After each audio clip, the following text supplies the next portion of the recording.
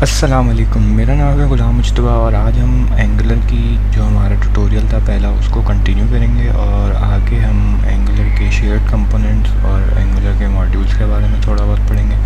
तो अगर आपने अभी तक हमारी पुरानी वीडियो नहीं देखी तो चैनल पर जाकर ये आप जैसा कि देख सकते हैं मेरी स्क्रीन पर, उसको ज़रूर देखें और हमारे चैनल को सब्सक्राइब करना बिल्कुल भी ना भूलें। तो सबसे पहले जैसा कि स्क्रीन पे आप देख सकते हैं कि मैंने कुछ CSS ऐड करके अपने जो है टेबल्स को वो फिक्स कर दिया है। वो आप भी अपनी मर्ज़ी से अपनी CSS ऐड करके UI को अपने चेंज कर सकते हैं। इसके बाद अब हम आज करने वाले ये हैं कि आज हम जो ये क्रिएट प्रोडक्ट का जो हमारा बटन है इसको हम एक दूसरे कंपोनेंट से इंपोर्ट करवा के फिर यूज़ करेंगे। तो वो हम कैसे करेंगे, सबसे पहले हम चले आते हैं अपने कोड के अंदर और ये हमारा कोड है। अब इसके अंदर हम तो सबसे पहले हम एक मॉड्यूल जनरेट करेंगे जिसका नाम होगा शेयर्ड मॉड्यूल, जिसके अंदर हम जितने भी चाहें अपनी मर्ज़ी से शेयर्ड कंपोनेंट्स ऐड कर सकते हैं। तो हम अपने मॉड्यूल का नाम रखते हैं ये, जैसे कि मैंने क्रिएट कर दिया है ng जनरेट मॉड्यूल की कमांड से। वो सॉरी, इसमें इसको हम ऐसे लिखेंगे तो ये हमारा जो है शेयर्ड मॉड्यूल अभी जनरेट कर देगा। तो जैसा कि आप देख सकते हैं कि ये मॉड्यूल मेरा जनरेट हो गया, शेयर्ड का यहाँ पे फोल्डर बन गया और इसके अंदर मेरा शेयर्ड मॉड्यूल आ चुका है। तो अब हम इसके ज़रिए इसके अंदर हम दूसरे जितने भी कंपोनेंट्स हम इस मॉड्यूल के अंदर बनाना चाहें वो हम बना के उनको यहाँ से एक्सपोर्ट करेंगे और इन हमारी जो मेन एप्लीकेशन होगी उसके अंदर हम यूज़ कर सकते हैं। तो सबसे पहले हमने ये मैंने कमांड लिख लिया है ng generate component shared button, यानी मैं अभी जो है एक शेयर्ड बटन बनाने वाला हूँ जो मैं यूज़ करूँगा अपने प्रोडक्ट क्रिएट वाले ऐड जो आइटम जहाँ पे मेरे ऐड हो रही है वहाँ पर मैं उसको यूज़ करूँगा। तो उसको मैं ऐड कर लेता हूँ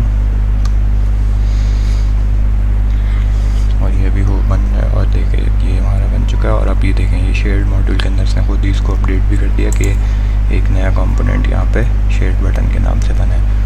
तो ये इसने यहाँ पे अपडेट कर चुका है। तो अब हम जाते हैं अपने शेयर्ड बटन वाले कंपोनेंट के अंदर और उसके अंदर हम बेसिक बिल्कुल हमें बटन का ही काम करना है। तो हम जाते हैं अपने shared button dot component dot ts के अंदर। अच्छा, इसके अंदर हम @input करके लिखेंगे ना, तो इसका मतलब ये होता है हमारा इनपुट डिक्लेयर करने के लिए। यानी अगर आप कोई भी कंपोनेंट के अंदर अगर आप किसी दूसरे कंपोनेंट से कोई इनपुट चाह रहे हो कि वो इसको इनपुट दे, तो उसके लिए आप ये वाली कमांड जो आप नया कंपोनेंट यूज़ करोगे दूसरी जगह पे उसके अंदर ये दोगे, ताकि ये अब ये इसको हम वहाँ से अपने जो भी हम जहाँ पे भी हमने इसको यूज़ करना है वहाँ पे हम इसको ये इनपुट दे सकते हैं। तो इनपुट में हम लिखते हैं लेबल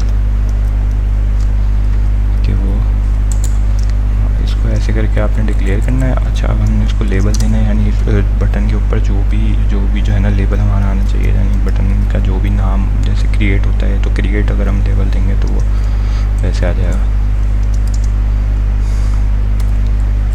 अब इसको हम फिलहाल एम्प्टी रखते हैं क्योंकि वो ये हमें वैसे भी दूसरे उससे लेना है। और इसके अलावा हम लेते हैं बटन को हमने टाइप देनी होती है कि किस टाइप का बटन होना चाहिए, यानी बटन की भी डिफरेंट टाइप्स होती हैं, तो इसलिए हम उसको टाइप देते हैं। वो भी हमारी स्ट्रिंग ही रहेगी क्योंकि वो स्ट्रिंग में आएगी। तो जैसे रेडियो बटन हो या चेकबॉक्स बटन हो, वो जैसे भी हम उसको जो भी टाइप देना चाहें हम इसको दे के यूज़ कर सकते हैं। अच्छा, और हमें जो है अब क्योंकि वो क्रिएट पे हमें यूज़ करना है तो उसको हमें क्रिएट का एक फ़ंक्शन भी इस बटन पे कॉल देनी पड़ेगी। तो उसके लिए हम यूज़ करते हैं आउटपुट। और आउटपुट क्या करता है, आउटपुट जो भी आपका जैसे कि फंक्शन होगा ना वो उसको मतलब वो जो भी आउटपुट आपके इस कंपोनेंट से जनरेट होगा वो उसको भेज देगा उधर जब वो फंक्शन कॉल होगा। तो उसके लिए हम ये करेंगे कि आउटपुट का हम नाम रखते हैं क्रिएट प्रोडक्ट।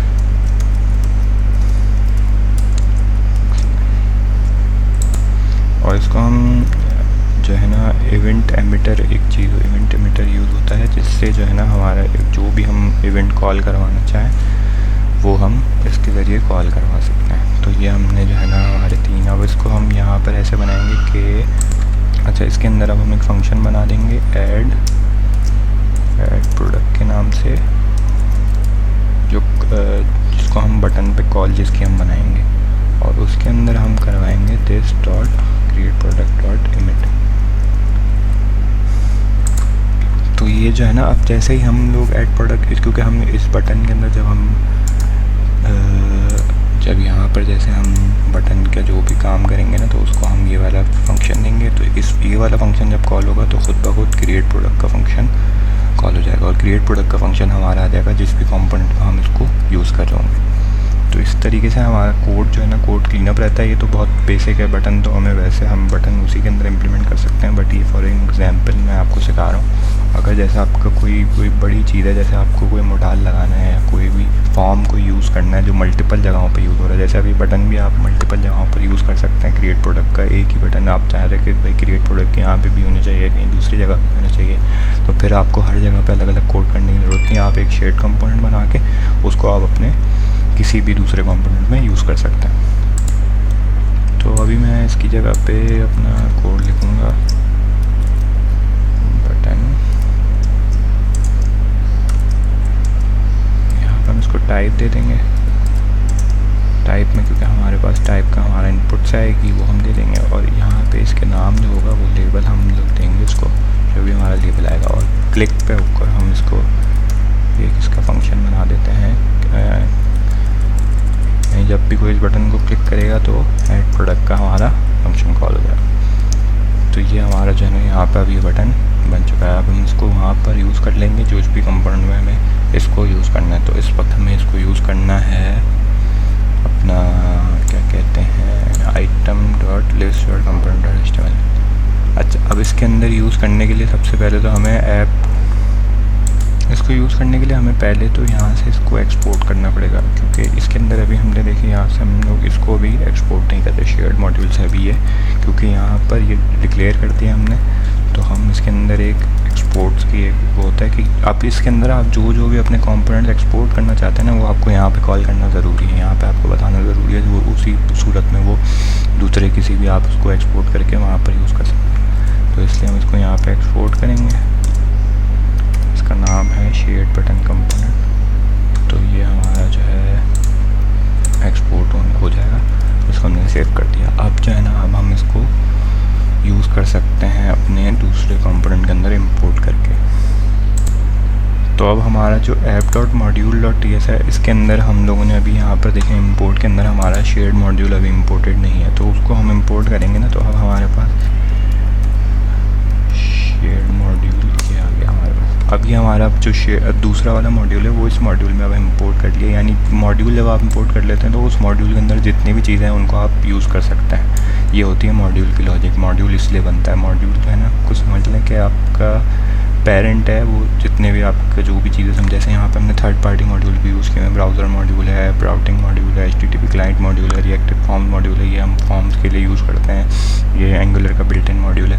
तो इस तरीके से हमने एक अपनी मर्ज़ी से शेयर्ड मॉड्यूल बनाया है जिसको हम यहाँ पर यूज़ कर रहे हैं, ताकि जितने भी हमारे पास शेयर्ड कंपोनेंट हैं उनको हम अपने उस कोड के अंदर, अपने जो है मेन जो ऐप है उसके अंदर यूज़ कर सकें। तो इसको हम सेव कर लेंगे। तो हमारे पास शेयर्ड के अंदर जितने भी कंपोनेंट्स होंगे उसको हम यूज़ कर सकते हैं। हम अपने item.add component में जाते हैं। तो हम अपने item add component में, अब यहाँ पर हमारा एक बटन ये भी ऑलरेडी बना हुआ है। तो अभी हम इसको हम हटाते हैं और यहाँ से हम लिखते हैं ऐप shared.button। इसको अभी हम कमेंट कर देते हैं इस कोड को, क्योंकि हमें ये यूज़ नहीं करना है इस वक्त, हमें यही वाला ऊपर वाला ही कोड यूज़ करना है।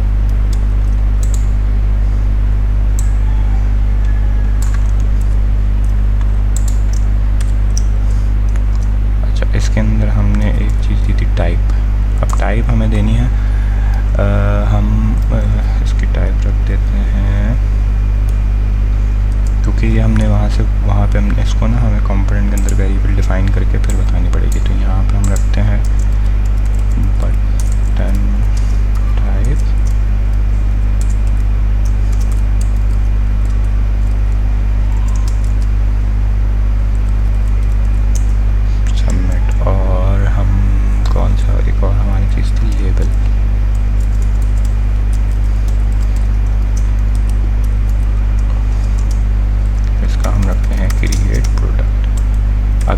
देखें आप, इसको हमने यहाँ पर बना दिया ना। तो अब हमारा जो भी इनपुट था उसको हम यहाँ पर यूज़ करेंगे। कैसे यूज़ करेंगे, बटन टाइप ये यहाँ पर आ जाएगा और इसको हमें लेबल देना है एक। तो लेबल आ जाएगा यहाँ पर बटन लेबल, और इसके अलावा हमने इसको क्या देना था, ऐड क्रिएट प्रोडक्ट का फंक्शन देना था। तो ये देखें, इसने खुद ही यहाँ पर बता दिया कि भाई ये शेयर्ड कंपोनेंट के अंदर ये एक इवेंट एग्जिस्ट करता है। तो अब इसको हम यहाँ पर ऐसे कॉल करेंगे कि यहाँ पर हमने क्रिएट प्रोडक्ट का फंक्शन ऑलरेडी बनाया हुआ है, तो हम उसको यहाँ पर कॉल करेंगे। और इस तरीके से जब हम अपने पास हम जाते हैं अब अपने उसके अंदर, अभी इसकी स्टाइलिंग इस वजह से वो खराब हुई, अभी हम काम करते हैं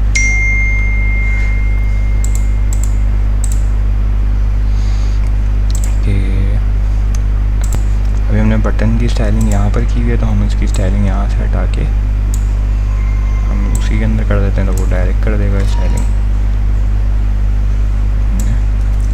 अभी हम इसको उठाएंगे शेड कंपोनेंट और CSS में जाके स्टाइलिंग हमने कर दी। तो ये देखा जाए, आप देख सकते हैं कि ये हमारी स्टाइलिंग भी यहाँ पर अप्लाई हो गई है उस बटन के अंदर। और अब ये आ रहा है बटन थ्रेड उस दूसरे कंपोनेंट के जरिए।